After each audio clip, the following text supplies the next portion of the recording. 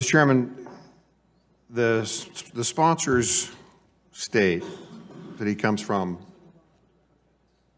has approximately 9%, a little over 9% of public land in that state. And in my home state, that's about 70%, which is not uncommon for the West. And these national wildlife corridors in that environment often have the reverse impact of what their intent is. Creating these corridors sounds good. It sounds good especially to those who come from areas where there's not a lot of open land. But the restrictions that do come, and there are restrictions that come with that, truly limit, for us, wise management practices and any kind of, not any, but most kinds of productive uses. I'll give you an example. In Idaho, we still do some grazing. We have some cattle and sheep grazing. It hasn't totally been eliminated yet. Where that happens and where we're able to put some local intelligence to it, that reduces fuel load. Wildfire for us is a big, big problem. Not only does it reduce that fuel load, but it does create some prosperity in our economy with that vehicle. And where we graze, we tend not to burn. And we will burn on an average year somewhere between 500,000 and 1 million acres. And these corridors and the restrictions that come with it make it ripe for exactly that. Former Secretary of Interior Ryan Zinke, and I think this was brought up by my friend Mr. Gallego a while back here, but offered Secretary Order 3362, seeks to work with states and locals to establish corridors where and when they make sense. That helps us. We like that in our area. I was a state senator before doing this, and we always opted for as much local control as we could get instead of federal mandates. I'd like to read, Mr. Chairman, from a letter of opposition from the National Cattlemen's Beef Association and the Public Lands Council and the American Sheep Industry Association, and it says as follows: "It is critical that any federal corridor policy, whether crafted legislatively or administratively, not accentuate the problem by placing undue restrictions on those enterprises which inherently provide vital habitat and migration routes." Mr. Chairman, I understand that's not the intent. And I think the sponsor's intent are worthy ones. I just simply suggest that what may be very good policy in Virginia and other states is not necessarily good policy for Idaho and some of the western states. The dynamic is just too broad. It's too different. Mr. Chairman, with your permission, I'd like to ask unanimous consent to submit that letter for the record. As we seek to move this bill and others through the committee, I just want to urge all of us to try to envision that the environment is just simply different in the West. And those who make their living on the land want to have a significant voice in collaborating. And again, I know that's the intent, but in practice, we've dealt with these before. In practice, that's just not how it works.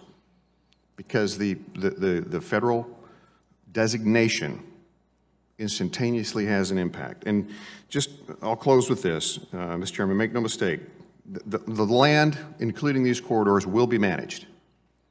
It will be managed. We'll either do it up front, hopefully with some wise local stakeholder input, and in this case, we'll do some grazing or management of some sort, or we will manage it later by fighting fire.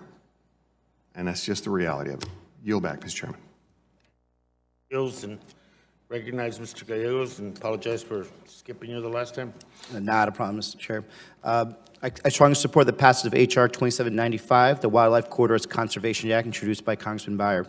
This legislation would give the federal government and Indian tribes the long overdue ability to designate and manage wildlife corridors on public land and tribal lands. Designating wildlife corridors will allow us to ensure wildlife have access to suitable habitat while maintaining the multi-use mandate of our public lands. Overwhelmingly, scientific consensus points to wildlife corridors as an effective way not only to aid species in overcoming habitat fragmentation, but to reduce dangerous and expensive human vehicle and animal collisions. In fact, in Arizona, when an elk crossing was installed on AZ Route 260, Wildlife vehicle collisions decreased by 97%, and we have very big elk in Arizona. This bill will replicate that result on public lands, protecting both wildlife and people. It also includes a robust tribal wildlife corridors title that I'm proud to support. We must continue to make sovereign tribes a priority when crafting legislation impacting our public lands and wildlife. I thank the chairman for bringing this bill before committee, and I urge all my colleagues to support it, and I yield back. I yield my time to the lady from Colorado. Thank you. I just want to thank you for yielding. I just want to add in that the reason why it's important to have the federal government involved in this is because much of the land that's included here is federal land. So while it's important to have local and state collaboration with this, we really need to think about how we're going to deal with these corridors. In addition, I would say, being from the West myself, being from Colorado, these corridors don't always stop right at the state boundary.